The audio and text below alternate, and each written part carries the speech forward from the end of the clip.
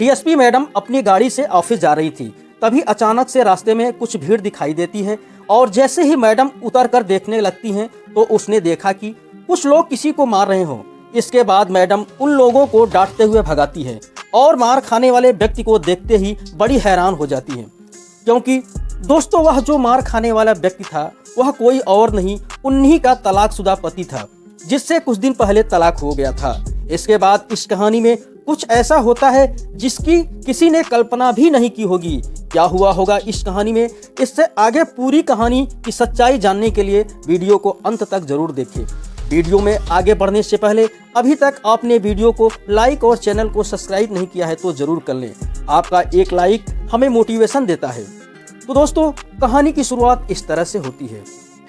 उत्तर प्रदेश के दिल्ली के अंदर एक लड़का रहता है जिसका नाम है मोहन राय। मोहन राय के पास ढेर सारी जमीन जायदाद है, रुपये पैसे की उसे कोई भी कमी नहीं है और वह पढ़ाई पूरी कर शादी के योग्य भी हो गया है। तो उसके माता पिता उसके लिए लड़की ढूंढते हैं और ढूंढते ढूंढने उन्हें एक लड़की मिल भी जाती है। लड़की का नाम होता है नीलम। नीलम जो कि कानपुर की रहने वाली थी और पढ़ी लिखी थी, उसने ग्रेजुएशन कर ली है। तो दोनों के घर वालों को एक दूसरे का रिश्ता पता चलता है, क्योंकि नीलम के माता पिता और मोहन राय दोनों की हैसियत बराबर होते हैं। तो इनके माता पिता इन दोनों की शादी कर देते हैं। शादी होने के बाद नीलम मोहन के घर पहुंच जाती है। नीलम वहां जाने के बाद जल्दी ही परिवार से घुल मिल जाती है। सास ससुर की देखभाल और अपने पति मोहन का अच्छे से ख्याल रखती है और पूरे घर को संभालने लगती है। नीलम का पति मोहन नीलम से बहुत प्यार करता है और उसकी हर छोटी मोटी इच्छाओं को पूरी किया करता है। एक दिन अचानक से नीलम की क्लास फ्रेंड, जो कि पढ़ने लिखने में काफी ज्यादा होशियार थी, वह पढ़ लिख कर एक बड़ा अधिकारी बन गई थी, वह उससे मिलने के लिए आती है। तो उसके ठाट बाट देखकर नीलम के दिल में भी बड़ा अधिकारी बनने की इच्छा जाग जाती है, क्योंकि उस टाइम पर जब दोनों एक साथ पढ़ा करते थे तो नीलम उसे लड़की से ज्यादा होशियार थी। लेकिन जब वह एक बड़ी अधिकारी बन गई है और नीलम ऐसे ही घर के चूल्हे चौकों में रह गई है, तो इस बात से नीलम सोचने लगती हैं कि क्यों न मैं भी आईपीएस अधिकारी बन जाऊं। इसके बाद जब उसकी सहेली वहां से चली जाती है तो वह अपने पति से इस बारे में बात करती है कि देखो, वह मेरी सहेली है और यह पढ़ाई लिखाई में मुझसे कमजोर थी, लेकिन आज एक बड़ी अधिकारी है और शादी के बाद मैं ऐसे ही घर के कामकाज में रह गई। इसके बाद उसके पति पूछने लगते हैं कि बताओ फिर तुम क्या चाहती हो। तो नीलम ने कहा कि मैं भी एक बड़ा अधिकारी बनना चाहती हूँ, वह मैं भी कर सकती हूँ। अब इस बात को सुनने के बाद जो मोहन होता है उसने कहा कि यह तो बड़ी अच्छी बात है, लेकिन उसके लिए मुझे माता पिता से पूछना होगा, क्योंकि रुपया पैसा तो हमारे पास काफी है, लेकिन बस एक कमी थी, अगर तुम बड़ा अधिकारी बन जाती हो तो वह कमी भी पूरी हो जाएगी। ऐसा कहकर मोहन नीलम की बात मानने के लिए तैयार हो जाता है और नीलम भी इस बात को सुनकर बड़ी खुश हो जाती है, लेकिन वह सोचती है कि सास ससुर जी मना करेंगे।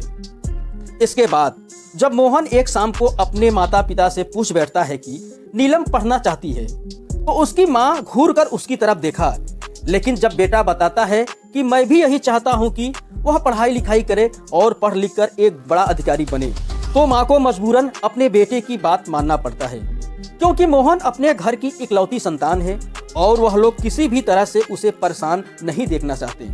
इसी वजह से माँ भी मान जाती है। अब माता पिता ने इस पढ़ाई लिखाई को करने की अनुमति दे दी। इसके बाद जब नीलम अच्छी तैयारी करने के लिए कोचिंग करने को बोलती है तो मोहन उसकी बात के लिए राजी हो जाता है और कहता है कि ठीक है, अगर ऐसी बात है तो बताओ कौन से कोचिंग सेंटर में तुम्हें एडमिशन लेना है और इसके लिए कितना खर्च आएगा। यह सुनकर नीलम अपने पति से और भी ज्यादा प्यार करने लगती है, क्योंकि वह किसी भी बात के लिए उसको नहीं मना करता है। वह सोचने लगती है कि ऐसा जीवन साथी मिलना बड़ी ही मुश्किल होता है, जो अपनी पत्नी की खुशी के लिए कभी भी मना नहीं करता। नीलम का एक कोचिंग में एडमिशन करा देता है और उसे पढ़ने के लिए पूरी आज़ादी दे देता है। अब नीलम वहां पर रहकर पढ़ाई करने लगती है। धीरे धीरे समय बीतता है और समय के साथ साथ एक साल व्यतीत हो जाता है, लेकिन इस बार जब नीलम ने एग्जाम दिया था तो पहली बार में ही वह फेल हो गई थी और उसका प्री एग्जाम तक भी नहीं क्वालिफाई कर पाई। इस बात को देखते हुए नीलम थोड़ी मायूस हुई थी और उसके बाद अपने पति से कहने लगती है कि इस बार तो मेरा नहीं हो पाया, लेकिन दोबारा मैं इसको जरूर कर लूंगी अब और अधिक मेहनत करेंगे। अब इस बात को उसके पति तो मान जाते हैं, लेकिन नीलम की सास थी वह कहने लगती है कि इस तरह से कैसे होगा, मैं कब तक घर का काम करूंगी। बहू ने बस पढ़ाई लिखाई, लेकिन नीलम अपनी सास से रिक्वेस्ट करने लगती है कि माँ जी आप चिंता मत करो, इस बार मैं पक्का कर लूंगी। मैंने खूब सारी मेहनत की है और जब मेरी सहेली कर सकती है तो मैं इस टेस्ट को क्यों नहीं कर सकती। चूंकि नीलम को पढ़ाई छोड़े हुए 2 साल हो गए थे और इसी वजह से ही उसके साथ यह सब कुछ हो रहा था।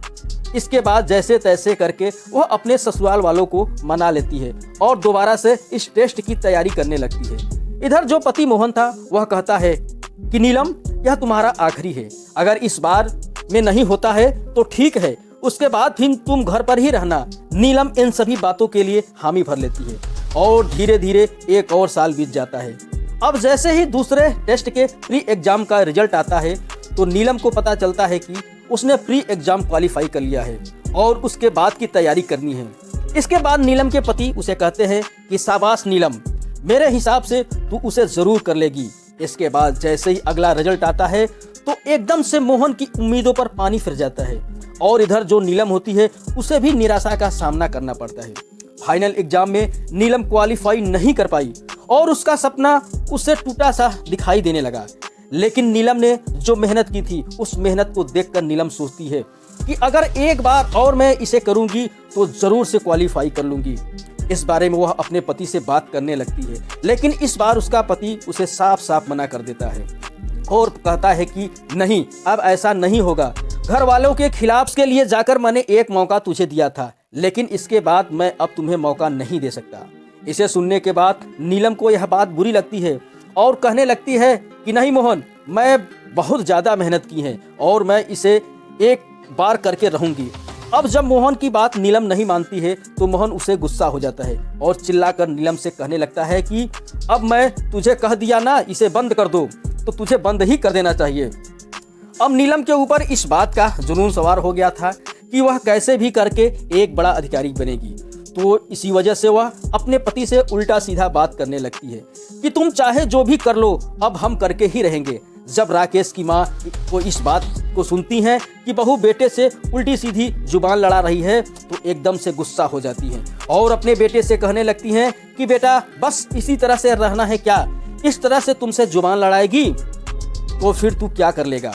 अब यह बात सुनकर जो मोहन होता है वह अपनी पत्नी को धमकाने लगता है, लेकिन उसकी जो पत्नी होती है वह मानने को तैयार नहीं थी। अब यह सब कुछ देखकर मोहन और नीलम के बीच परिस्थितियां ऐसी पैदा हो जाती है कि जो मोहन होता है वह नीलम पर हाथ उठा देता है।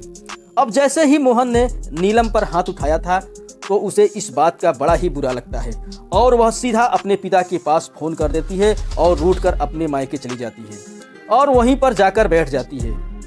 उसका पिता उसे समझाने की कोशिश करता है कि बेटी ऐसे झगड़े हर घर में हो जाया करते हैं, लेकिन इसका मतलब यह नहीं कि तुम रूठकर मायके में आ जाओ और अपने घर वापस न जाओ। लेकिन नीलम अपने पिता से कह देती है कि नहीं पिताजी, ऐसा नहीं है, दरअसल मैं इस पढ़ाई को करना चाहती हूँ, अगर वह मुझे इस पढ़ाई को नहीं करवाएंगे तो मैं उस घर में बिल्कुल से नहीं जाऊंगी। पिता कहने लगते हैं कि बेटी अगर दामाद जी मना कर रहे हैं तो इस पढ़ाई को करने की क्या जरूरत है, वैसे भी उनके पास ढेर सारी जमीन जायदाद है, रुपये पैसे की तो कोई कमी नहीं है। तो वह अपने पिता से कहने लगती है कि पिताजी रुपये पैसों की दिक्कत नहीं है, लेकिन दिक्कत तो केवल रुतबे की है। मेरी सहेली ने यह काम किया है और वह मुझे पढ़ने में थोड़ा कमज़ोर थी, लेकिन फिर भी वह एक बड़ी अधिकारी है, तो मैं भी बड़ा अधिकारी बनना चाहती हूँ, क्योंकि जब कोई बड़ा अधिकारी बनता है तो उसका अलग ही फीलिंग आती है। वह अपने पिता से इस पढ़ाई को करने के लिए कहने लगती है। नीलम का पिता होता है वह मोहन के पास फोन मिलाता है और कहता है कि बेटा अगर बेटी की जिद है तो एक बार और इसे चांस देना चाहिए और देख लो, यह कह रही है कि इस बार मैं क्वालिफाई कर लूंगी, यह इसकी जिद ही समझ लो। मोहन कहता है वह अपनी पत्नी से नाराज था क्योंकि उसने अपनी पत्नी को सब कुछ देने की कोशिश की थी। पत्नी एक छोटी सी चीज उसके लिए नहीं छोड़ सकती थी। यह बात मोहन को बुरी लग गई तो वह कहने लगता है कि ऐसा कुछ भी नहीं होगा, अगर इसे यहाँ रहना है तो पढ़ाई लिखाई से बिल्कुल अलग होना पड़ेगा और उसके बाद ही मैं इसे अपने घर में रखूंगा, वरना अगर इसकी जिद है तो वह वहीं पर रहेगी। और मैं इसे तलाक भी दे दूंगा। इसके बाद जो नीलम होती है अपने पिता के पास में ही खड़ी हुई थी, वह एकदम से फोन पर बोलने लगती है कि अगर ऐसी बात है तो मैं भी तुम्हारे पास बिल्कुल नहीं आना चाहती हूँ, तुम मुझे तलाक दे दो, यह भी चलेगा। यह बात सुनकर मोहन नाराज हो जाता है और फौरन से जाकर कोर्ट में तलाक के लिए अर्जी दे देता है। इसके बाद कुछ दिनों तक कोर्ट में केस चलने के बाद दोनों का तलाक हो जाता है। गुस्से गुस्से में दोनों का तलाक हो गया और तलाक होने के बाद दोनों अपने अपने घर में रहने लगे। अब इसके बाद जो नीलम होती है वह बड़े अधिकारी बनने के लिए यूपीएस की तैयारी करने लगती है और उसने दिन रात एक करके मेहनत करने लगती है। उसका पिता सोचता है कि अगर बेटी का सपना है तो उसे एक बार कोशिश करने ले देते हैं। वैसे भी इसका तलाक हो गया है तो कोई बड़ी बात नहीं है। इस बात को सोचकर उसका पिता अच्छी से अच्छी कोचिंग में उसका एडमिशन करवाता है और वहाँ वह पढ़ाई लिखाई करने लगती है। नीलम पढ़ाई लिखाई करने लगती है। समय बीतता गया और समय के साथ साथ इस बार नीलम का यूपीएस का टेस्ट क्लियर हो जाता है, आईपीएस ऑफिसर का पद मिलता है और इस बात को देखकर वह बड़ी खुश होती है क्योंकि उसका सपना पूरा हो गया था, जिस सपने को वो काफी दिनों से पूरा करना चाहती थी। पिता को जब यह बात पता चलती है तो वह भी इस बात की खुशी मनाते हैं और सोचते हैं कि चलो कोई बात नहीं, बेटी का तलाक तो भले ही हो गया है लेकिन फिलहाल अब उसकी जिंदगी अच्छे से हो गई है। अपने आप को संतुष्ट करता है और इसके बाद जो बेटी होती है वह ट्रेनिंग करने के लिए चली जाती है।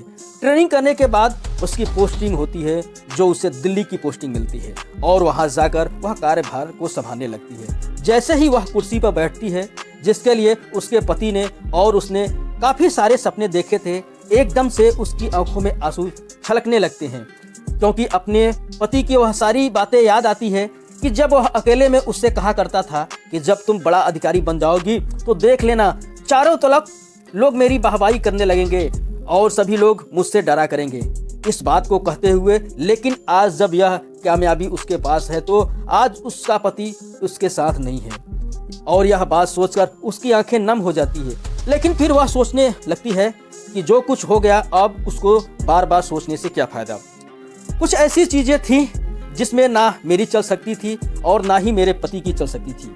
ऐसा सोचकर जो नीलम होती है वहीं पर मेहनत और ईमानदारी से काम करने लगती है और धीरे धीरे समय बीतने लगता है।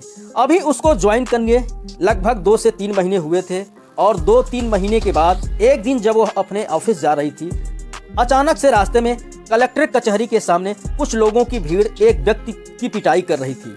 पुलिस की गाड़ी देखकर पूरी की पूरी भीड़ इधर उधर हो गई लेकिन वह घायल व्यक्ति वहीं पड़ा रहा। अब जैसे ही एसपी साहिबा की नजर उस घायल व्यक्ति पर पड़ती है तो एकदम से चकित हो जाती है क्योंकि घायल व्यक्ति कोई और नहीं बल्कि वही मोहन था जिससे उसकी काफी दिनों पहले तलाक हो चुका है और आज यहाँ पर इस तरह की हालत में है। नीलम के दिमाग में कुछ बात चलने लगती है कि यह इस तरह से कैसे है। वह सोचने लगती है कहीं ऐसा तो नहीं अब यह नशा वगैरह शराब पीने लगा है और इसी वजह से इसकी हालत ऐसी हो गई है। इसके बाद वह उसके पास जाती है और उससे बात करने की कोशिश करती है लेकिन पिटाई ज्यादा होने की वजह से वह बेहोश हो गया था। नीलम वहीं के सरकारी अस्पताल में भर्ती कर देती है और उसका इलाज चालू हो जाता है। नीलम बाहर ही बैठी रहती है। लगभग 2-3 घंटे बाद उसे होश आता है और जैसे ही उसे होश आता है तो डॉक्टर साहब बताते हैं कि उसे होश आ गया है जिसको आपने यहाँ लेकर आई थी। इसके बाद नीलम अंदर जाती है और अंदर जाने के बाद उससे बात करने लगती है। मोहन, तुम्हारी हालत ऐसे कैसे हो गई? आखिर यह क्या हुआ? तुम्हें और वह लोग कौन थे? किस वजह से तुम्हारी पिटाई कर रहे थे? अब जब मोहन देखता है कि सामने कोई और नहीं बल्कि नीलम है और वह भी सरकारी ऑफिसर बन चुकी है और जब मोहन नीलम को वर्दी में देखा तो एकदम से उसकी आंखें छलकने लगी कि नीलम तुम यहाँ पर क्या कर रही हो? वह बोल पड़ा।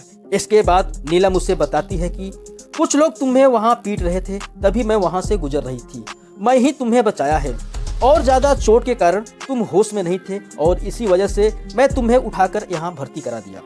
लेकिन मैं जानना चाहती हूँ कि वह लोग तुम्हें क्यों मार रहे थे? क्या तुमने कोई गलत काम किया है? मोहन ने कहा, लगता है कि हाँ, मैंने एक गलत काम किया था और आज तक भुगत रहा हूँ। इस बात को सुनकर नीलम थोड़ी सी हैरान होती है और पूछने लगती है कि कौन सा गलत काम किया है? तुमने अगर गलत काम किया है तो यहाँ की फिलहाल एसपी मैं हूँ और मैं तुमको बिल्कुल माफ करने वाली नहीं हूँ। बात को सुनकर मोहन कहने लगता है कि हाँ, मुझे पता है कि तुम मुझे माफ नहीं करोगी। गलत काम मैं तुम्हारे साथ ही किया है। अगर मैं उस टाइम तुम्हें लेने के लिए दोबारा आ जाता और तुम्हें एक और मौका दे देता तो आज हम भी साथ रहते। यह सुनकर नीलम गुस्से में बोली, तुम मुझे बताओ, पहेलियां मत बुझाओ। यह सुनकर मोहन उसे बताने लगता है कि नीलम, जब तुम चली गई थी तो हमारे माता पिता की मर्जी से मैंने एक और लड़की से शादी कर ली, लेकिन उस लड़की ने मेरी जायदाद देखकर मुझसे शादी की थी और उसके परिवार वाले अक्सर मुझसे पैसे मांगा करते थे और वापस भी नहीं करते। अब की पत्नी भी अपने माँ बाप के घर मायके में बैठी है और हमारे ऊपर दहेज का झूठा मुकदमा लगवा दिया है। आज उसी केस के सिलसिले में यहाँ पर आया था। ससुराल वालों ने कुछ लोगों को अपने साथ लेकर आए थे और वही लोग यहाँ पर मिलकर मुझ पर पिटाई कर रहे थे। सास ससुर और मेरी पत्नी मुझसे 20 लाख रुपए की मांग कर रहे हैं और कहते हैं कि मिलने के बाद ही मामले को रफा दफा करेंगे। यह सुनकर नीलम को अब समझ में आ जाता है कि किस वजह से मोहन की पिटाई हो रही थी, क्योंकि नीलम अभी तक कुछ दिनों से यहाँ काम कर चुकी थी और काम करने के बाद यह सारी बातें उसको समझ में आने लगी थी। क्योंकि अक्सर हुआ करता है कि लोग पैसे की लालच की वजह से झूठे मुकदमे भी लोगों पर दर्ज करवा दिए करते हैं ताकि उनसे पैसे लिए जाए और पैसे लेने के बाद ऐशो आराम की जिंदगी व्यतीत किया जाए। इसके बाद मोहन नीलम की तरफ गौर से देखा और गौर से देखने के बाद नीलम से कहा, लगता है कि नीलम तुमने दूसरी शादी कर ली है। तो नीलम कहती है कि नहीं मोहन, मैंने दूसरी शादी नहीं की। दरअसल अभी कुछ दिनों पहले ही मेरी पोस्टिंग यहाँ हुई है और अभी तक दूसरी शादी के बारे में सोचा भी नहीं। तो मोहन इस बात को देखकर और कुछ कहना चाहता है, लेकिन फिलहाल वह कुछ कह नहीं पाता और कहता है, ठीक है नीलम, अब मैं ठीक हूँ, अब तुम बेशक यहाँ से जा सकती हो, अब तुम्हारा यहाँ पर कोई भी काम नहीं है। इसके बाद नीलम वहाँ से जाने लगती है और जाते जाते वह कई बार मुड़कर मोहन की तरफ देखती है और वहाँ से चली गई। मोहन मन के अंदर बहुत गहन सोच विचार करता है कि इस बारे में कि नीलम बहुत अच्छी लड़की थी, क्योंकि जब उन दोनों का तलाक हुआ था तो कुछ रकम कोर्ट द्वारा निर्धारित की थी, लेकिन नीलम ने उसे लेने से मना कर दिया था और कहा था कि मुझे रुपए पैसों की कोई दिक्कत नहीं है, मैं अपनी मर्जी से तलाक ले रही हूँ तो मुझे पैसे क्यों देंगे। ऐसा कहकर उसने रकम लेने से मना कर दिया था। और इसके बाद जब वह दूसरी शादी हुई तो उसकी पत्नी के घर वाले उसे किसी भी तरह से पैसे चाहते हैं। अब इसके बाद वही होता है जो मोहन को डर था। मोहन के ससुराल वालों ने उस पर केस किए जा रहे थे। रकम भी 20 लाख से 25 लाख कर दिया था और कहते हैं कि मिलने के बाद ही हम राजीनामा करेंगे। वैसे तो मोहन के पास रुपए पैसों की कमी नहीं थी, लेकिन वर्तमान में उसके पास पैसे नहीं थे। लेकिन उसके पहले ही ससुराल वाले लिए पैसे वापस नहीं कर रहे थे। जब अलग से पैसे की व्यवस्था के लिए मोहन को समय चाहिए था, वह अपने ससुराल वालों से बात करता है कि हमें 6 महीने का समय दे दो, मैं सारे पैसे दे दूंगा, इस केस वेस के चक्कर को बंद कर दो। लेकिन उन्होंने साफ साफ मना कर दिया। उन्होंने कहा कि पैसा मिलने के बाद ही मामले को रफा दफा करेंगे। तो अब मोहन अपनी तलाकशुदा पत्नी नीलम के पास जाने का फैसला करता है और वहां पर जाकर उसको पूरी बात बताती है। नीलम मोहन की समस्या को सुनती है। वह कहने लगती है कि देखो, लड़की वालों का पक्ष है, इसमें तुमको पैसे देने पड़ेंगे, इसमें मैं तुम्हारी कोई भी मदद नहीं कर सकती। वह जैसा कह रहे हैं वह चीज़ तुम्हें माननी पड़ेगी, उन्हें पैसे तो देने ही होंगे। तो मोहन कहता है ठीक है, अगर ऐसी बात है तो पैसे देने होंगे तो तुम उनसे कहकर मुझे 6 महीने का समय दे दो और उसके बाद मैं उनके पैसे दे दूंगा। पहले केस बंद कर दें, क्योंकि चारों तरफ इस बात की बदनामी हो रही है। और इस बात को सुनकर नीलम कहने लगती है, क्यों तुम्हारे पास पैसे नहीं है? तो मोहन कहने लगता है कि पैसे तो पहले ही ससुराल वालों ने मांग कर लिया था, जो कभी वापस नहीं किया। इस बात को सुनकर नीलम कुछ सोचने लगती है और सोच कर कह देती है कि ठीक है, अगर ऐसी बात है तो मैं तुम्हें पैसे दे देती हूँ और उन पैसों से तुम अपनी जान छुड़ा लेना और उसके बाद मेरे पैसे लौटा देना। यह सुनकर मोहन, जो कि मजबूर था नीलम से पैसे लेने के लिए, और कहता है कि ठीक है, अगर ऐसी बात है तो तुम ही पैसे दे दो, उनसे हमारा राजीनामा हो जाएगा। और राजीनामा होने के बाद नीलम और मोहन से बात होने लगा। इधर जो मोहन था वह भी नीलम से बार बार मौके ढूंढा करता, बात करने की कोशिश करता। थोड़ा थोड़ा करके उसने पैसे लौटाना चालू कर दिया और यह बात नीलम को भी समझ में आ जाती है। इसके बाद एक दिन नीलम अपने पिता से बात करती है, क्योंकि उसके पिताजी उसे शादी के लिए कह रहे थे। तो नीलम कहती है कि पिताजी, क्यों ना हम उसी से फिर से शादी कर लूं जिससे मेरा तलाक हो गया था। उसने दूसरी लड़की से शादी की हुई थी, वो अभी समाप्त हो चुका है। दोनों के बीच तलाक हो चुका है। पिता जब इस बात को सुनता है तो वह भी इस बात के लिए राजी हो गए। नीलम के पिता सीधा मोहन के घर पहुंच जाता है और वहां जाकर दोबारा से अपने बेटी की शादी की बात करने लगता है। मोहन जब यह बात सुनता है तो एकदम से अपने माता पिता से हामी भर लेता है। कहता है कि मैं भी यही चाहता था, लेकिन जो कुछ भी हमने नीलम के साथ किया था उस वजह से मैं उससे कुछ कह नहीं पा रहा था। इतनी ही देर में मोहन की माँ भी वहां आ जाती है और हाथ जोड़कर नीलम के पिता के सामने कहने लगती है, पहले बहू तो देवी थी, दूसरी बहू ने आकर सब कुछ दिखा दिया। इसके बाद दोनों की शादी फिर से तय हो जाती है। बातें तय होने के बाद दोबारा से दोनों की शादी हो जाती है। शादी होने के बाद अब दोनों एक दूसरे के साथ हंसी खुशी अपना जीवन व्यतीत करने लगते हैं और अब उस घर के अंदर पैसों के साथ साथ एक सरकारी पोजीशन भी है, जिसकी वजह से सभी लोग मोहन की गांव में इज्जत और बढ़ जाती है। जिनको भी इस बात के बारे में पता चलता है कि इस तरह से हुआ है तो लोग बड़ा ही आश्चर्य मानते हैं कि इस तरह से कैसे संभव हो पाया और यह होना असंभव था। तो दोस्तों, आज की कहानी आपको कैसी लगी कमेंट बॉक्स में अवश्य बताइएगा। वीडियो अच्छी लगी है तो वीडियो को लाइक और चैनल को सब्सक्राइब करना न भूलिएगा। आपका एक लाइक हमें मोटिवेशन मिलता है ताकि हमें थोड़ा सा हौसला मिले आप लोगों के लिए ऐसे ही अच्छे वीडियो बनाने के लिए। मिलते हैं अगली वीडियो में, तब तक के लिए जय हिंद जय भारत। आप सभी का बहुत बहुत धन्यवाद जो लास्ट तक बने रहे। इस कहानी को सुनाने का उद्देश्य किसी को परेशान करना बिल्कुल भी नहीं है। यह कहानी आपको इसलिए सुनाई जाती है ताकि आप लोग इस कहानी में से कुछ न कुछ सीखें और अपने जीवन में उस चीज को धारण कर सके। इस कहानी में किसी भी घटना या पात्र से